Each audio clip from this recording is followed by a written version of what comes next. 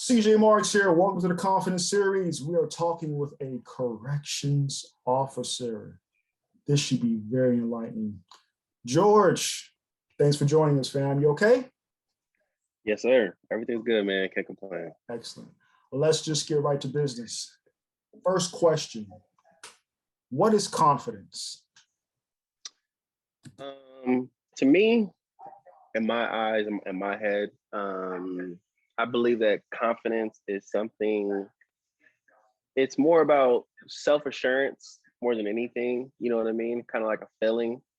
Um, Appreciation of knowing one's abilities, um, qualities, definitely like security, not in an arrogant way, but more of a capable way. Like I'm capable of doing different things. That's the reason why these athletes actually are able to do the things that they're able to do. I mean, obviously it's talent, but at the same time, I think it's more so about them having the confidence, the overall belief in themselves to go out there and achieve in different ways and to overcome whatever kind of boundaries, whatever kind of anything, you know what I mean, that basically comes their way. Okay. Well said. Okay. All right. Cool. Well, the next question I have is, some people grow up playing cops and robbers and what have you. So we have a concept of that. But the idea of being a corrections officer, I don't know too many people who actually think about, I'm going to be a corrections officer. The question, how did you go about becoming a corrections officer? What inspired you? Why did you become a corrections officer? So overall, corrections is something that I always knew about. It wasn't anything that I was ever really going to pursue because it's like, who grows up thinking, hey, I'm going to go work in a prison? Yeah, not many people. Exactly. But overall, you know what I mean? I've always known about it. I just never actually took it seriously. So what happened was, or I guess what was happening at the time was I used to be an electrician before I became a corrections officer. Okay. And with that, it was very unstable. It was very just very up and down. And there was no kind of stability in my life. Around that time, I had my son, and then when that happened, not saying I wasn't taking life seriously, but it felt like things got even more serious for me just because I had more responsibilities. It wasn't just me, you know what I mean? So I felt that I needed to go in another direction and I needed to pursue something that was more suitable for my overall life that I was trying to live. Okay. These different things that I was trying to pursue, these different goals that I had, so on and so forth. So with all that being said, I was an electrician for about 5 years. One of my old friends I used to play basketball with in like the fourth to seventh grade, maybe around there. He got in contact with me. At the time I was living in Arizona. Okay. And we started touching bases again and stuff like that after it had been like 15, 20 years since we actually like spoke or whatever, right? But you know what I mean, we were always cool. But it was obviously a different type of cool from being friends with somebody as a kid in comparison to actually knowing them as an adult. You know what I mean? A lot of things change. Big difference, big change. Yes. So you know what I mean? So we got in contact, and one of his girlfriends who he was actually seeing at the time, she was living in Arizona as well. So he would come out there and go visit her. And at the time, or he actually works in Blythe. So Blythe to Arizona, at least the part where I was in, which is like northern Phoenix, was about an hour 30, maybe 2 hours away. So he would come out there, you know what I mean, or maybe on his days off, or you know what I mean, on like his off time. And then we started linking up, touching base and stuff like that. He was like, you should just go ahead and apply for corrections. Okay. I was like, okay. Okay, I'll just do it. I was like, okay. So then, you know what I mean? I actually had to, kind of break down different things that, what it consisted of, what type of benefits they had, so on and so forth. And then, you know what I mean? As we started talking more and started, I guess like breaking it down, explaining more about the job than what I've already known, or I guess didn't know, then things started making more sense. And I was like, you know what? I think I want to go to pursue that. So that's when I went ahead and applied. And then from the day I applied to when I actually got in, it probably took about a year and a half to like 2 years. Wow. That's So wow. it is definitely a very long process. It's not like I just applied and then a week later, you know what I mean, I got the job. Like, you know, it was a very gruesome process. But you know, overall, you know, tough times don't last. You know, tough people do. Mhm. Well said. Yes. Well said. Well, considering you said a year and a half, 2 years, I guess it's not that remarkable to think it takes so long when you think of what it is you actually do. And that actually leads to my next question for you. A lot of folks work in situations where, yeah, they may have issues with the people they work with, the people around Mm-hmm. them. Mm-hmm. You work in a situation where you're actually coming into contact with people that could legitimately want to hurt you, given what it is Mm-hmm. you do and the position that they're in. How do you prepare for that? You know, that's actually a very cool, a good question. I feel that, you know, in the type of environment that I'm in, you have to, at least for me, I try to prepare for it mentally before I actually step into that type of environment. Just because it's completely different from, you know, just walking outside and walking down the street or going to the store and so on and so forth. Just on your everyday life. You know what I mean? Yeah, It's completely different. It's like its own world, its own thing, and it is what it is. it is so what it is. I'll work in a prison. I'll work in a prison. It is what it is. So, you know, with all that said, you know what I mean? Before I actually do go into work, I try to prepare for it mentally, more than anything, just because you never know what could happen. It could be a very smooth day. A lot of days could be very smooth, but at the same time, there could be a lot of days that could go from sugar to shit real quick. Excuse my language. No, it's cool. Yeah. Well, Um, but I mean that by, you know, you could walk into the prison and things are very calm. Things are very, you know, not necessarily cordial, but you know what I mean. Just in a very calm state, and then all of a sudden you're running to different alarms. You know what I mean. You may have to save your partner from getting shanked, or you know what I mean, something like that, or maybe okay, yeah, even like like what you may have to save your partner from getting shanked. Most people don't deal with that. Like my colleagues don't get shanked. Shanked, for those who don't know, that means stabbed. Like, exactly. Yes. yeah. Yes. Um,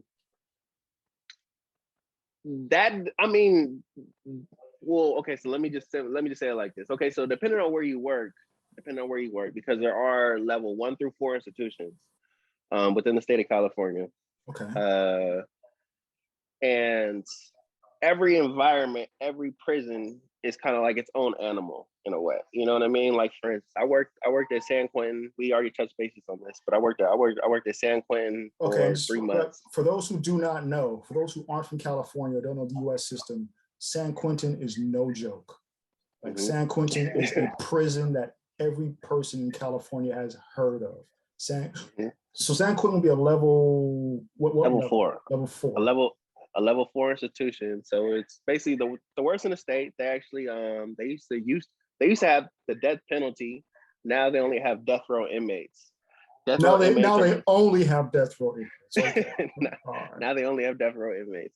Basically meaning inmates that are in there for life for something very, very serious, for multiple crimes, multiple killings, multiple potentially rapes, you know what I mean? All types of different things. But how they basically I guess justify who should get who should basically serve longer terms than others is basically a point system. So the more points you accumulate on the streets, basically the level of your crime. So let's just say that it's a petty crime, kind of like a white collar crime. Let's just say I went to the store and I stole something like that. Like that has a certain level of points that I accumulate, and then let's say I go and I don't know, then I go and steal a car. then that's theft. You know what I mean? Another kind of theft. So Okay. everything is basically based on a point system, and the more points you accumulate, that's what kind of inmate you basically are. So that, in a way, determines where you're going to end up, basically serving your sentence at. See, and as I'm sure a lot of folks listening to this, did not know that.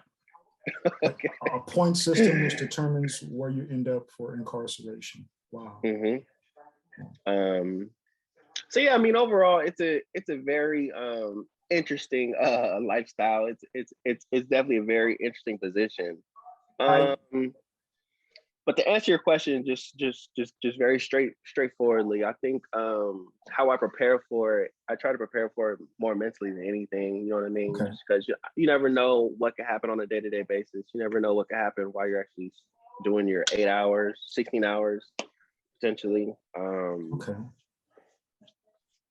But Like, yeah. well, like you said, from sugar to shit, just like that. And this is Yes. my next question is obviously relative to, is it a sugar day or a shit day? But tell us about a regular day at work for you. From the time you punch in to punch out, what do you do as a corrections officer? So right now, at this moment, I'm basically working. I'm working nights. Today I'm Okay. off. Today I'm off. So don't get me wrong. Okay. So right now I'm working nights, which is called first watch. So there's first watch, second watch, and third watch. So first watch, basically you go in at 10 p.m. and you get off at 6 a.m. Second watch is you go in at 6 a.m. and you get off at 2 p.m. And then third watch is you go in at 2 p.m. and you get off at 10 p.m. So with that said, right now I'm working first watch. So I go in at 10 p.m. and I get off at 6 a.m. So I'm actually working a shift right now where basically the inmates are nocturnal and they're basically sleeping. And I mean, your Okay, shift, I like, mean, should they be sleeping or are they actually sleeping? a little bit of both. I mean, Okay, okay. a little bit of both. You're definitely gonna find your inmates that are just up. You know what I mean? I think a lot of times they're up due to them being on something, on some drugs, or you know what I mean, just I mean, but you never know people's sleeping patterns. You know, Okay, some yeah. people literally just can't sleep like that at night. But other Okay. people, you know what I mean, you're like, I don't know, he's kind of jittery, he's kind of like moving a lot, he looks very, very paranoid. Mhm. He's looking over his shoulder. So maybe he's actually on some drugs, or something like that. I mean, which is very common. But you never know, you know what I mean? Unless they go you know what I mean, unless they come to you and you know what I mean, say, they have some kind of issue or something like that, then that's when you should basically handle the situation, maybe do something about it. But other than that, you know what I mean, if they're just on their bunk or in their cell or something like that, then it shouldn't really be an issue. But yeah, so to answer your question, I go in right now at 10, I get off at 6, which is called first watch.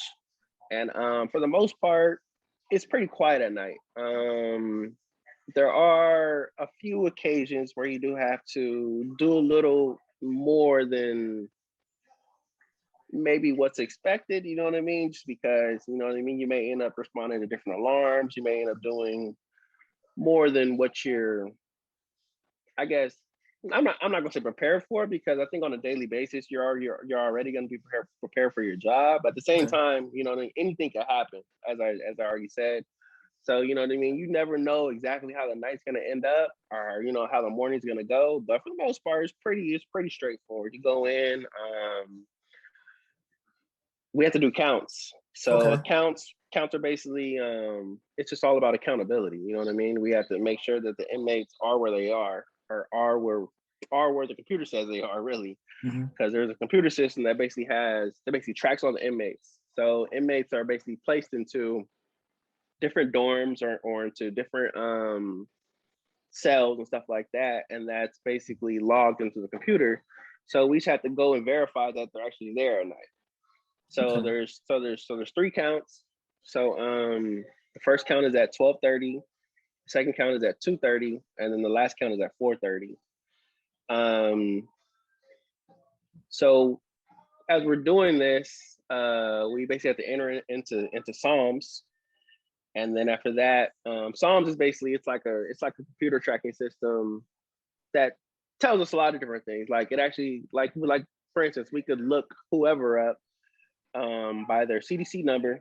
CDC number is basically a number that the state of California gives you in order to identify you. Okay. That's why that's why if you were to come across an inmate, they'll be like, oh, we're just another number, because they literally get given a number once they come into the prison system. But at the same time, it does help us identify who they are, where they actually sleep at, where they bunk at, so on and so forth. So it does has its benefits as well. But yeah, that's pretty much what my night consists of right now. You know what I mean? Okay. There's 3 counts, and everything is just all about accountability. Okay. Well, Outside of that, I mean, like, you know what I mean? There's also little things I have to do as well. Like for instance, there's like, I'm quite sure you're familiar that inmates do get mail. They're able to send out yes. mail. Yes. Mhm. So I had to sort out their mail, security checks, but before the count, before or after the count, you know what I mean? Same thing. It's all about accountability. Well, there you go. I mean, it's one of the things that I think I'm learning with this series is, as extraordinary as it is, what you do, at the end of the day, it's really about accountability. To say the least. It's a job, and it's about doing your job well. Okay. To say the least, you know what I mean? Because depending what happens on a day-to-day basis, you know what I mean, an inmate may escape, you know what I mean? And where I work, where a lot of these prisons are, they're actually right there in the middle of a whole community, you know what I mean? So let's just say that if anybody were to escape, you know what I mean, right across the street, there's houses, there's a whole community right across the street, literally. You know what I mean? It's like all they have to do is hit that gate, if they could get to it, hit that gate, get over it, or hit that tunnel, whatever the case may be, and then right across the street, there's a whole community with Chads, Brittany's, Georges, Jackie's, with families. Like, you never exactly. So you have to be accountable and confident that you could do your job to make sure the Chad, Brittany's, Georges, and Jackie stay safe. Man. Exactly. Well, definitely. Well, interesting enough, the last question I want to ask before we get to this or that, as you mentioned, your workplace being close to actual communities and families, last question I have for you before this or that is, as a parent, which is more challenging for you, being a corrections officer or being a parent? I think they both come with their own challenges in their own way. Being a parent is just all about, for me personally, I mean, I think anybody, you know what I mean?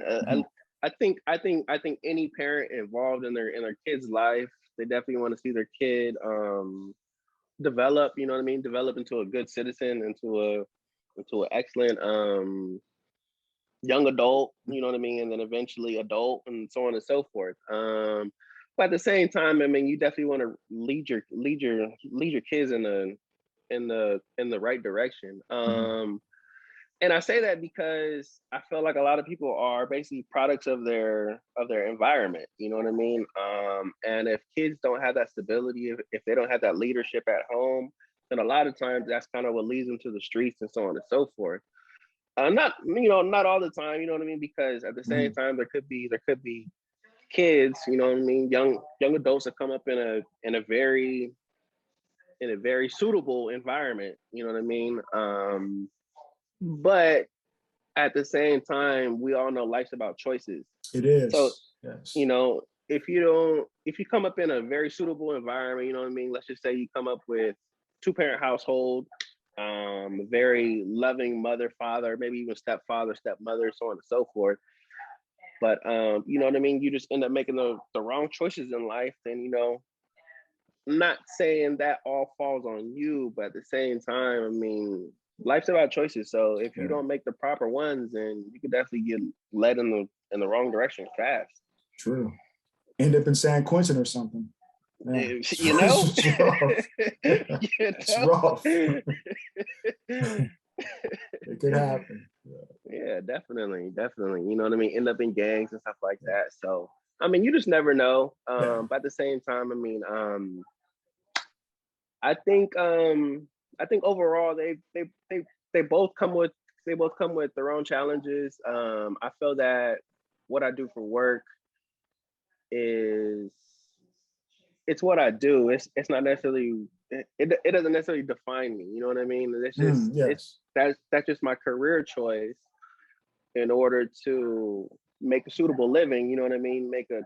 Try to make a as comfortable household as possible, but at the same Yes. time, I mean, it doesn't define me. You know what I mean? Well said. I don't go around boasting and bragging that I'm a corrections officer and this and the thing.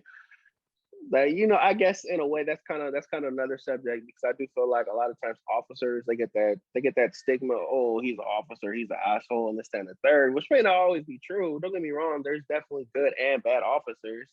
I mean, we've both experienced them. I'm quite sure everybody has. You know what I mean? Yeah. There is a thin line. Not saying I'm like the best officer. I'm, you know what I mean, the nicest officer, this and the third. I'm just saying that I feel that you shouldn't let your job define you. Well said. Well, we definitely are going to talk more about that, about the perception of, not in this interview, but just afterwards, about the perception of law enforcement and what have you. And like you said, like in any profession, they're good and not so good. Good teachers, not so good teachers. Good officers, not so good officers. Good athletes, not so good athletes. And not letting our jobs define who and what we are. That's very well put. Very well. Absolutely. You know what I mean? I mean, we all come from different walks of life. Everybody has their own interests. Everybody has their own things that they like to pursue or things that they're gonna pursue, which I encourage everybody to do. There we go. And that's a beautiful transition to things you may like or not like. This or that. This or that. Pretty simple. 5 things. I'm going to ask you 5 things. This or that. No elaborate explanation, just A or B. Okay? This or that. All right. First one, being a Southern California guy, I know you're into basketball. Lakers or Clippers? Lakers. I figured as much. Second one, getting up early or staying up late? Getting up early. Okay. All right. Vegas or Miami? Oh, Miami. That's a tough one. All right. Next one, Mustang or Charger? I know you're into cars. Can we say Challenger? Okay, Mustang or Challenger? Oh, Charger or Challenger? Oh, Challenger for sure. Yeah, there we go. All right, and the last one. This is the most challenging one. Red velvet cake or German chocolate cake? Oh, German chocolate. That was fast, really. German chocolate, yes, absolutely. I do have my reasons for all those questions, but you said no elaboration, just this or that. All right, of course. George, this has been a pleasure. Thank you for gracing us, blessing us with your time. Before we get out of here, are there any closing words you want to send out to the audience? No. I do want to say to anybody listening, to anybody watching, you know what I mean, whatever it is you do like, you know, whatever it is you do want to do, I definitely encourage anybody to definitely pursue their goals, pursue their dreams, and you know, try to make the most out of life because life is short. Life is short. I mean, you never know what can happen, but you know, just try to make the most out of every single day, and you know, God bless. Wise words from a very wise young man. George, thanks for your time. Take care, and we'll catch you next time. Peace. All right.